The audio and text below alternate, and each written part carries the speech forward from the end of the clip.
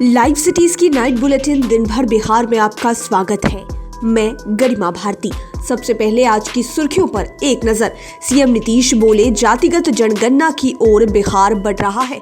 पुराने अंदाज में दिखे सीएम नीतीश, अधिकारियों को बुलाकर सुना दिया। सीएम नीतीश बोले, 7 दिनों में दूर होगी खाद की किल्लत। तेजस्वी ने बीजेपी जेडीयू नेताओं के बयान पर सीएम को घेरा। बिहार में वैक्सीन का महाघोटाला। अरवल में नरेंद्र मोदी, अमित शाह, प्रियंका चोपड़ा को दिया गया कोरोना वैक्सीन। नए विवाद में फंसे वाइस चांसलर, अधिकारियों को फोन कर धमकाने का आरोप। बिहार में खुद को अमिताभ बच्चन की बेटी बता रही महिला पहुंची थाने। गया में भीषण सड़क हादसा, मौके पर 3 लोगों की मौत। समस्तीपुर और दरभंगा में छापेमारी करने गई पुलिस पर हमला। बिहार पंचायत चुनाव के 10वें चरण के लिए प्रचार का शोर थमा। अब खबरें विस्तार से। जातीय जनगणना को लेकर सियासी बयानबाजी के बीच मुख्यमंत्री नीतीश कुमार ने अपनी गतिविधियां भी तेज कर दी है। इसे लेकर उन्होंने बड़ा बयान दिया है। उन्होंने एक बार फिर जातीय जनगणना को सही बताया है और कहा कि इसकी तैयारी चल रही है। मुख्यमंत्री ने जल्द ही सर्वदलीय बैठक बुलाने की बात कही है। उन्होंने कहा है कि बिहार में सभी राजनीतिक दलों की इस पर एक सामान्य राय है। केंद्र सरकार द्वारा जातिगत जनगणना नहीं कराने के फैसले के बाद अब बिहार में धीरे धीरे जाति आधारित जनगणना की ओर बढ़ता हुआ दिखाई दे रहा है। उन्होंने कहा कि जातिगत जनगणना पर सभी दलों की सहमति बन चुकी है। जल्द ही इस पर सर्वदलीय बैठक बुलाई जाएगी।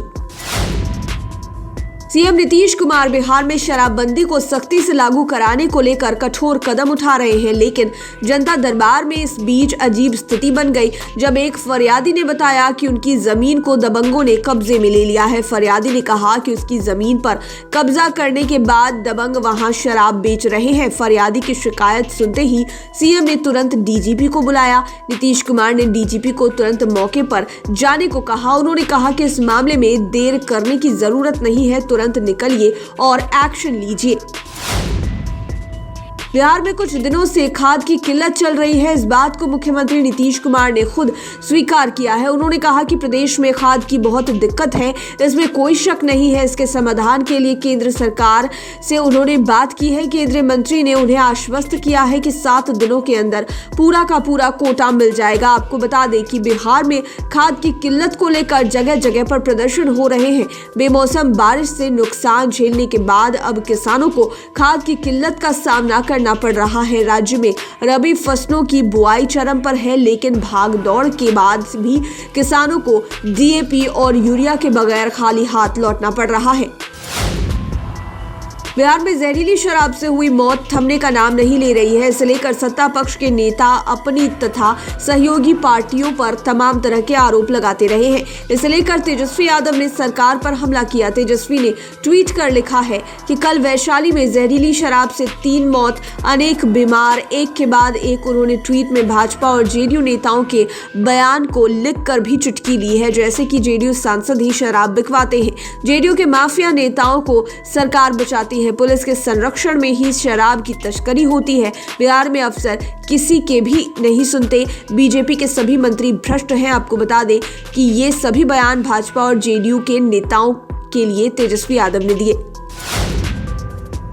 बिहार में स्वास्थ्य विभाग में कोरोना के नाम पर महाघोटाला सामने आया है। अरवल में देश के कई चर्चित हस्तियों ने कोरोना वैक्सीन लगाई है, ऐसा कहा जा रहा है। इसमें देश के प्रधानमंत्री नरेंद्र मोदी, गृह मंत्री अमित शाह के साथ कई फिल्म अभिनेत्री, प्रियंका चोपड़ा, कटरीना कैफ जैसी अभिनेत्रियां शामिल है। कोरोना वैक्सीनेशन के नाम पर हुए इतने बड़े गड़बड़ झाला के बाद सूबे के स्वास्थ्य विभाग में हड़कंप मच गया है। यह मामला अरवल के कई अस्पतालों से जुड़ा हुआ बताया जा रहा है। बताया जाता है कि अरवल जिले के करपी में किए गए एंटीजन टेस्ट में सैकड़ों लोगों के नाम फर्जी तरीके से डाल दिए गए हैं। इनमें नाम और मोबाइल नंबर भी गलत हैं। मामला संज्ञान में आने पर अरवल के डीएम ने प्राथमिकी दर्ज कराने का आदेश दिया है। दोषी कर्मचारियों पर कार्रवाई की जाएगी। मगध यूनिवर्सिटी के प्रभारी कुलपति प्रोफेसर राजेंद्र प्रसाद एक बार फिर से नए विवादों में घिर गए हैं। उन पर विश्वविद्यालय के पदाधिकारियों को धमकी देने का आरोप लगा है। मगध विश्वविद्यालय के परीक्षा नियंत्रक ने कुलपति द्वारा फोन कर कागजात की मांग करने और न देने पर धमकी देने का आरोप लगाया है। इस संबंध में उन्होंने राजभवन और सीएम सचिवालय के साथ एसवीयू के एसपी को पत्र लिखकर शिकायत की है। माना जा रहा है कि गवाहों को धमकाने और केस को प्रभावित करने के इन आरोपों के बाद उन पर गाज गिर सकती है। भोजपुर जिले के टाउन थाने से एक दिलचस्प वाकया सामने आया है। एक महिला थाने पहुंचकर खुद को फिल्म स्टार अमिताभ बच्चन की बेटी बताने लगी। उस महिला के दावों को सुनकर ड्यूटी पर कार्यरत पुलिसकर्मी हैरान हो गए। जब पुलिसकर्मियों को विश्वास नहीं हुआ तो उन्होंने दोबारा पूछा कि कौन अमिताभ बच्चन। महिला का जवाब था कि फिल्म स्टार अमिताभ बच्चन। उसने अपने दादा का नाम हरिवंश राय बच्चन बताया। यह सुनकर पदाधिकारी से सिपाही तक हैरान हो गए। हालांकि कुछ देर बाद महिला की हरकतों को देखते हुए पुलिस वाले समझ गए कि उसकी मानसिक स्थिति ठीक नहीं है। इसके बाद महिला को समझा बुझाकर घर भेज दिया गया। बिहार के गया जिले में मौत की रफ्तार ने 3 लोगों की जान ले ली। भीषण हादसा आमस थाना क्षेत्र के जीटी रोड स्थित शेरपुर के पास हुआ है। जानकारी के अनुसार आज दोपहर एक तेज रफ्तार कार ने सड़क पर खड़े टैंकर में जोरदार टक्कर मार दी। उसमें सवार 6 लोगों में से 3 की मौके पर ही मौत हो गई, जबकि 3 लोग गंभीर रूप से जख्मी हो गए। तीनों घायलों को मगध मेडिकल अस्पताल में भर्ती करवाया गया। हादसे में घायलों और मृतकों की अभी पहचान नहीं हो सकी है। पुलिस के अनुसार मामले की जाँच की जा रही है। पता लगाया जा रहा है कि तीनों मृतक कहाँ के हैं। घायलों की स्थिति ठीक होने पर उनसे जानकारी ली जाएगी। बिहार में शराबबंदी की सख्ती के बाद भी जिलों में ताबड़तोड़ छापेमारी चल रही है। इस छापेमारी के कारण पुलिसकर्मी लगातार शराब तस्करों के निशाने पर चढ़ रहे हैं। जानकारी के मुताबिक समस्तीपुर के अमसौर गांव में शराब की जानकारी मिलने के बाद पुलिस छापेमारी के लिए पहुंची, जहां ग्रामीणों ने पुलिस पर हमला कर दिया। जवाबी कार्रवाई में सैप जवान ने भी युवक को गोली मार दी। युवक को गोली लगते ही लोग और आक्रोशित हो गए। भीड़ ने पुलिस टीम को बंधक बना लिया और गोली चलाने वाले सैप जवान और पुलिसकर्मियों के साथ मारपीट की। इसके अलावा दरभंगा के हाया घाट में भी छापेमारी करने पहुंची टीम पर हमला हुआ है।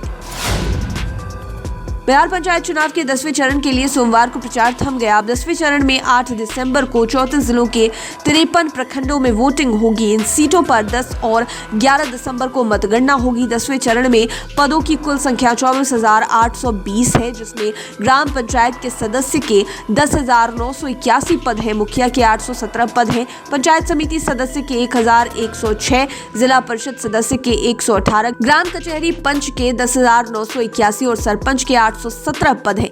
इस चरण में चुनाव लड़ने वाले कुल उम्मीदवारों की संख्या 93,725 है।